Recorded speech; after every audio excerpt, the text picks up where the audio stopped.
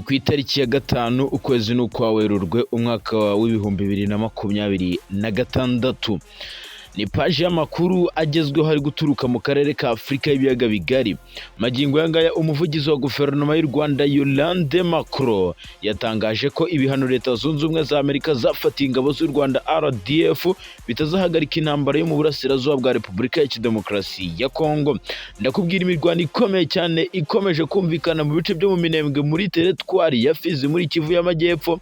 M23 ku munsi w'ejo yivuganye Colonel Nganzo uwo muri FARDC wiciwe muri ibi bice byo mu Minembwe, arashwe bikomeye cyane na M23 ndetse na Twirwaneho bamurashishije intwaro zikaze. Maze iminsi mbabwira deployment y'ingabo za M23 n'ibikoresho bya gisirikare biri koherezwa mu Minembwe.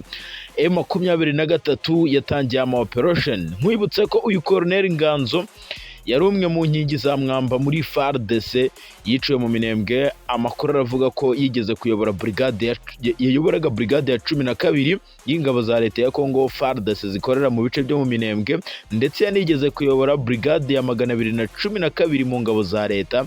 Uyu yari umwe mu bakomeye cyane hano muri bino bice kuko yari umwe mu bayobozi bakomeye cyane muri FARDC.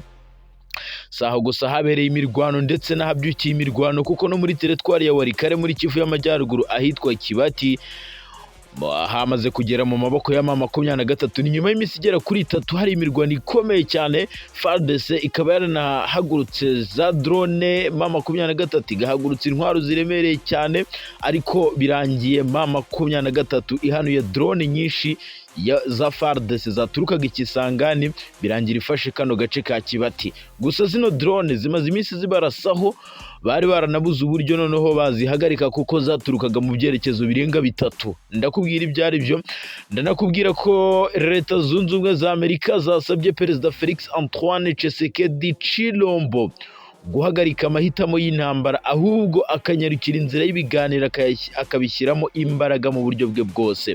Ese Tshisekedi yatangaje iki? Ese arabyemera? Dore ko yagiye abihakana kenshi avuga ko atajya mu biganiro n'umutwe w'iterabwoba. Nako Leta Zunze Ubumwe za Amerika zo zikomeje gutangaza ko intambara yo mu burasirazuba bwa Repubulika ya Demokarasi ya Kongo igomba guhagarara. Ese bazakora ibiki kugira ngo Tshisekedi ave ku izima? Ibi byose reka nze mbikubwire. Ese ni izihe ngaruka zifatika ibihano bya Leta Zunze Ubumwe za Amerika bishobora kugira kuri RDF, ndavuga igisirikare cy'u Rwanda? Ahangaha hari ingaruka zishobora kugera ku gisirikare cy'u Rwanda ndetse n'u Rwanda muri rusange, mu gihe Amerika koko yabishyize mu bikorwa ibi bihano yafatiye ingabo z'u Rwanda RDF. Si ibyo gusa, ndazana kuba nsoreza ku nkuru ikomeye cyane. Ese umutwe w'iterabwoba wa Red Tabara umaze iminsi unyomoza umuvugizi wa guverinoma ya Kongo Patrick Muyaya, waba ugiye kwinjira mu ntambara yo gukuraho ubutegetsi bwa Perezida Evariste Ndayishimiye? Ibi byose reka nze mbive imuzi n'umuzingo 5 kuri 5. Reka mbahereze ikaze n'abasaba gukora subscribe mwe mutarayikora kugira ngo tujye tubana mu makuru n'ibiganiro. Reka mpere page ya mbere kuri iyi nkuru. Umuvugizi wa guverinoma y'u Rwanda Yolande Macron yasubije Repubulika ya Demokarasi ya Kongo yacinye icyara kubera ibihano Amerika yafatiye RDF.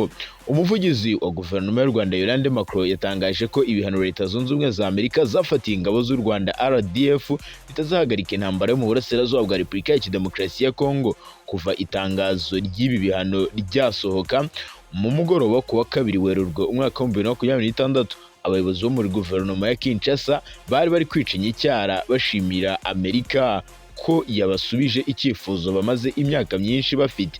Minisitiri w'Ububanyi n'Amahanga wa Repubulika ya Demokarasi ya Kongo Therese Kayikwamba Wagner yatangaje ko icyo cyemezo cya Leta Zunze Ubumwe za Amerika cyagaragaje ko nta muntu ugomba guhora arenga ku masezerano. Yongeyeho kandi ko abayobozi bo muri Repubulika ya Demokarasi ya Kongo bahagaze bashikamye.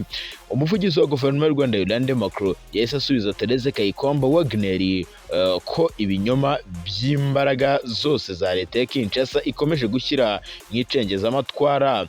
Ati ukuri kuragaragara, ati ukuri kuzahora imbere. Ati Kongo biragaragara ko ifashe umutwe w'iterabwoba wa FDLR urwanya ubutegetsi bw'u Rwanda ubangamiye umutekano ndetse n'ituze ry'u Rwanda.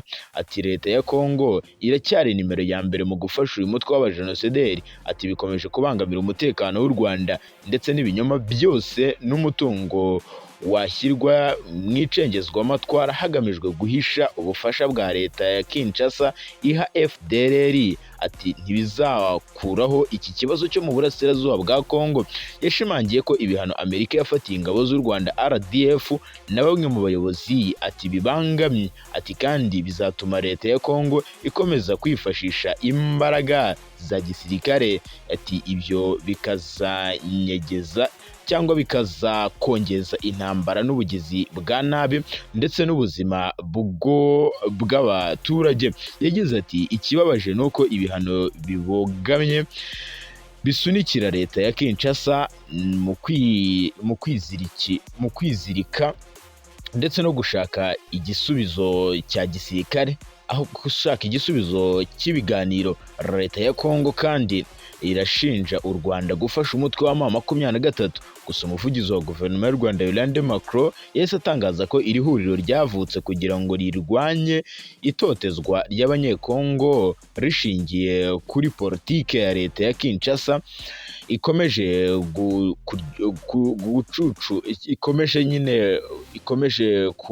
kumenesha aba baturage bavuga ururimi rw'ikinyarwanda. Ndetse leta ya Kinshasa ngo yamunzwe n'ingengabitekerezo ya jenoside. Yolande Macron yanagaragaje ko amagambo menshi yibasira abatutsi ari mu yavuzwe n'uwahoze ari umuvugizi w'ingabo za leta ya Kongo General Major Sylvain Ekenge Musa ubwo yari kuri televiziyo y'igihugu RTNC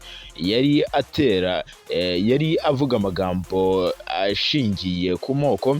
Ati ibi byose biragaragaza ubuyobozi bubi bwa guverinoma ya Kinshasa. Umuvugizi wa guverinoma y'u Rwanda yanavuze ko mu gihe abantu bashaka igisubizo cy'ibibazo baba badakwiye kugoreka ukuri cyangwa ngo bakwirengagize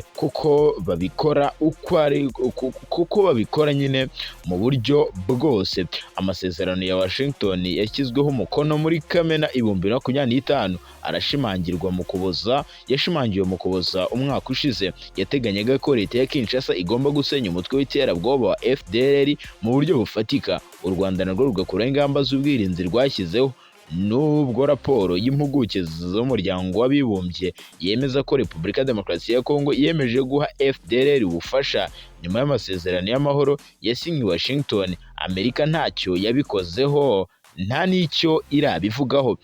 Umuvugizi wa guverinoma y'u Rwanda Yolande Macron kandi akimara kuvuga aya magambo, umuvugizi wa guverinoma ya Kongo Patrick Muyaya yese yandika avuga ko guverinoma y'u Rwanda ikomeje kugoreka ikibazo cyo mu burasirazuba bwa Repubulika ya Demokarasi ya Kongo ndetse yongera no guhishira umutwe w'iterabwoba wa FDLR bavuga ko uyu mutwe ngo utari ikibazo ku mutekano w'u Rwanda.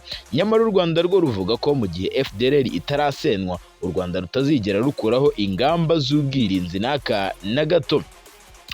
Reka munyemerere nsimbukire nerekeze ku kibuga cy'imirwano muri Kivu y'Amajyaruguru ndetse ndahita nerekeza no muri Kivu y'Epfo. Muri Kivu y'Amajyaruguru munyemerere impere muri teritwari ya Walikale. Imirwano ikomeye cyane imaze iminsi igera kuri 3 aho ihanganishije umutwe wa M23 n'ihuriro ry'ingabo za leta ya Kongo FARDC, FDLR ndetse n'abazalendo mu bice bya za Kibati. Ni imirwano ikomeye cyane yatangiye kuva ku wa mbere aho umutwe wa M23 uri kurasa bikomeye cyane mu birindiro by'ihuriro ry'ingabo za leta ya Kongo FARDC.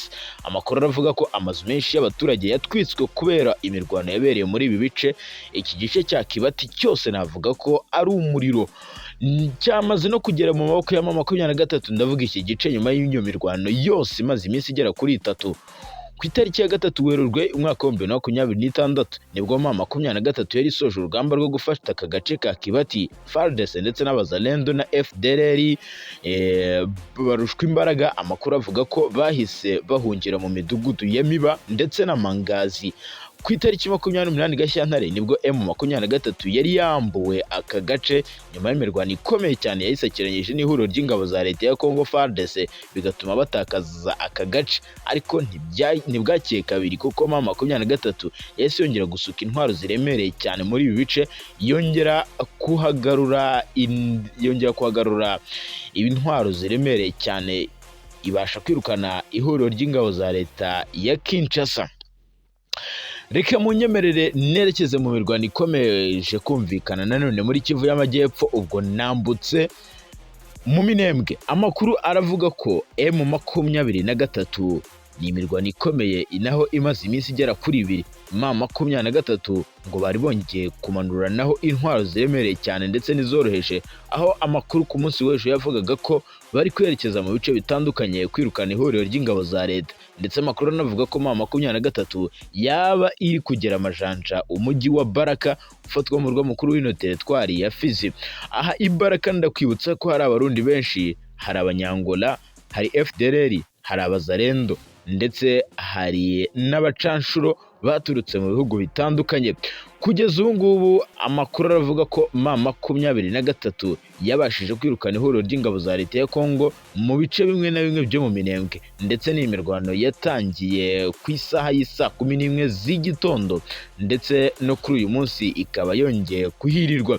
Ni imirwano bivuga ko igisirikare cya leta ya Congo FARDC cyarushijwemo imbaraga mu buryo bwose, kuko bari bamanuye indege za drone ziraraswa, ndetse amakuru anavuga ko haniciwemo umwe mu bakoroneli bakomeye cyane yitwa Nganzo, niko muri FARDC mbona bakunda kumwita. Magingo yangaya uyu koroneli akimara kwicwa, perezida w'u Burundi Evariste Ndayishimiye yahise ahamagara ku murongo wa telefoni umugaba mukuru w'ingabo z'u Burundi General Prime Niyongabo, aramubwira ati ibintu birahindutse mu burasirazuba bwa Kongo, kuko yari umwe mu nkingi za mwamba, yari umwe mu bayobozi b'urugamba muri ibi bice byo mu Minembwe, kuko ayobora brigade ya 12. Iyi brigade ya 12 ihuriweho na FARDC, ihuriweho ndetse n'igisirikare cy'u Burundi FDNB. Amakuru rero yavugaga ko ku munsi w'ejo yishwe, ariko hakaba habura gihamya cy'uko yaba yarishwe n'ubundi, ariko M23 yarabyemeje ndetse na FARDC irabyemera, utibagiwe n'abarundi kuko yari umwe mu nkingi za mwamba mu bayobozi b'urugamba muri bino bice byo muri Sud Kivu. Nubwo imirwano ikomeje kumvikana muri ibi bice byo muri Kivu y'Amajyepfo, gusa amakuru aravuga ko ingabo z'abarundi ndetse abanyangola ngo batunditse intwaro ziremereye cyane mu bice byo muri teritwari ya Fizi, cyane cyane mu mujyi wa Baraka. Ahangaha ho ngo bahagize icyitwa stoke y'ibikoresho bya gisirikare, ngo bari kwitegura kugaba ibitero ku mutwe wa M23 mu bice bitandukanye. Nkwibutsa ko iki gice cya Minembwe navuga ko 60% gifitwe na M23, indi 40 kikagirwa n'ihuriro ry'ingabo za leta ya Kinshasa. General Sultan Emmanuel Makenga yavuze ko intambara ya Repubulika Demokarasi ya Kongo n'umutwe wa M23 urimo abarwanyi benshi barimo aba FDLR, abazalendo, abacanshuro, ata bose tugomba kubaharwanya. M23 imaze imyaka myinshi, ndetse uyu mutwe uharanira uburenganzira bw'abanyekongo cyane cyane mu bwoko bw'abatutsi bavuga ururimi rw'ikinyarwanda bakomeje kujujubywa n'ubutegetsi bwa Kinshasa. Ni amagambo akomeye cyane ya General Sultan Emmanuel Makenga ubwo yakiraga aba basirikare basoje amafunzo biganjemo abo mu ngabo za leta ya Congo FARDC biyemeje gufata intwaro, bakavuga ati reka tuze turwanye ubutegetsi bubi bwa Perezida Felix Antoine Tshisekedi Tshilombo. Reka munyemerere nerekeze mu nama igiye kubera i Arusha muri Tanzania. Abayobozi b'ibihugu bigize umuryango wa Afurika y'Uburasirazuba EAC bagiye guhurira i Arusha muri Tanzania mu nama ya 25 isanzwe y'abakuru b'ibihugu. Iyi nama iteganyijwe ku itariki ya 7 Werurwe umwaka wa 2026 nk'uko uyu muryango wabitangaje ati rwose tugiye gushimangira gahunda yo guhuza imikoranire hagati y'ibihugu bigize umuryango wa EAC hagamijwe kuzamura imibereho y'ibihugu byayo. Iyi nama izahuza abakuru b'ibihugu 8 bigize umuryango wa EAC aribyo Tanzania, u Rwanda, Kenya, Uganda, Repubulika ya Demokarasi ya Kongo, Somalia, Sudani y'Epfo ndetse n'u Burundi. Biteganyijwe ko iyi nama y'abakuru b'ibihugu bigize uyu muryango wa EAC izabera i Arusha muri Tanzania, ndetse iyi nama abazayitabira bazatangiza ikoreshwa ry'icyangombwa gihuriweho cya gasutamo kizwi nka EAC Customers Bond. Iki cyangombwa kizasimbura ibyari bisanzwe bikoreshwa, ndetse na buri gihugu kigahabwa ibyacyo ku mipaka. Icyo cyangombwa gishya kizafasha abakora ubucuruzi bwambukiranya ibihugu byo muri EAC aricyo bazajya bakoresha gusa, mu gihe mbere basabwaga byinshi. Iki cyangombwa kandi kizafasha mu guhuza imikoranire y'ubuyobozi bwa gasutamo, abatanga serivisi z'ubwishingizi ndetse n'ibigo by'imari. Ni nako kandi kizagabanya amafaranga abacuruzi batangaga, ndetse kikihutisha imikorere ndetse n'ubuhahirane. Muri iyi nama y'abakuru b'ibihugu kandi hazanatangazwa gahunda ya 7 y'iterambere ya EAC izava nyine muri 2026 ikagera muri 2027 kugeza ku itariki ya 31 Werurwe umwaka wa 2030. N'amasezerano agiye gusinywa n'ibi bihugu. Iyi gahunda yerekana icyerekezo uyu muryango wa EAC ufite mu kwihuza mu rwego rw'akarere, ndetse na gahunda z'iterambere zigamije imibereho myiza ndetse n'izamuka ry'ubukungu mu gihe cy'imyaka igera kuri 5 iri imbere. Umunyamabanga mukuru wa EAC yitwa Veronica Nduva yavuze ko iyi nama ari ingirakamaro kubera ibizayigirwamo. Iyi nama igiye guterana mu gihe uyu Veronica Nduva aheruka mu Rwanda mu biganiro byamuhuje na Perezida wa Repubulika y'u Rwanda Paul Kagame. Bombi baganiriye ku birimo guteza imbere ubucuruzi bw'akarere n'ubufatanye, ndetse ku mishinga itandukanye y'ingenzi igamije guteza imbere iterambere rihuriweho mu muryango wa Afurika y'Uburasirazuba. EAC igaragaza ko nubwo ibijyanye n'amategeko mu kwihutisha inshingano ihuriweho bimaze kujya mu buryo ubucuruzi hagati y'ibihugu bigize uyu muryango bwakomeza kugenda bigura intege. EAC kandi iragaragaza ko ubucuruzi bwagumye kuri 15% mu myaka 10 ishize. Imibare iri munsi ya 30% kugeza kuri 50% byateganywaga nyine. Ni ukuvuga ngo bateganyaga byibuze 30% cyangwa 50%, ariko ubu biri kuri 15%. Uyu Veronica Nduva aherutse gutangaza ko nubwo bimeze bityo ubucuruzi imbere muri EAC muri bihugu nyine ati bwihariye nyine 1.8 kibyoherezwa mu mahanga. Yavuze ko ubucuruzi bw'akarere bwazamutseho 11% muri 2026, aho bugeze kuri 12.2%, mu gihe muri 2024 EAC byagaragaraga ko yari yazamutseho gake, ahubwo byahise bimanuka. EAC rero ibarizwamo abaturage babarirwa muri miliyoni 340. Ibyo bihugu byose mubwiye haruguru bigize uyu muryango. reka munyemerere mfungure indi paje nkubwire ko M23 icyo bivuze kuba yakisubiza agace ka Kazinga na agace kamwe mu duce dukomeye cyane muri Kivu ya ruguru, cyane cyane muri teritwari ya Masisi, aho urugamba rukomeje kuba urugamba muri no teritwari, ndetse bikaba biri no kototera M23 kuba yakwerekeza muri teritwari ya Walikale ikajya gufata ikibuga cy'indege gito cya Pinga cya Aerodrome.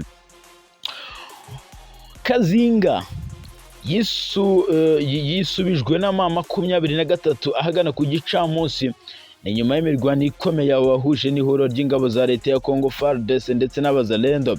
Mu byumweru bishize nibwo iri huriro ryafashe aka gace ka Kazinga n'utundi duce two muri teritwari ya Masisi mu mugambi wo kwisubiza aka gace. M23 yari yafashe aka gace kugira ngo istabilize umutekano mu bice bindi birimo na Rubaya, ariko FARDC za kukabaka mu minsi ishize, ari naho yarashe ibisasu byanahitanye Liyetona Colonel Wiringoma. Amakuru avuga ko ingabo za M23 zari ziturutse mu bice bitandukanye birimo Gasopo bateye aha Kazinga mu gitondo cyo kugwa mbere y'uko imirwano itangira yumvikanagamo imbunda ziremereye cyane ndetse n'izoroheje. Aha Kazinga hisubijwe na M23 hasanzwe hari ibirindiro bikomeye cyane biri muri sekiteri ya Osobanyungu. Aka gace kandi gaherereye ku muhanda ndetse gafungura inzira igana Buhimba ndetse no muri groupement ya Oloa ya Nyungu Blowa Yungu iherereye muri teritwari ya Walikale, ndetse unagana ahitwa Gatoyi ni mu majyepfo ashyira uburengerazuba bwa teritwari ya Masisi.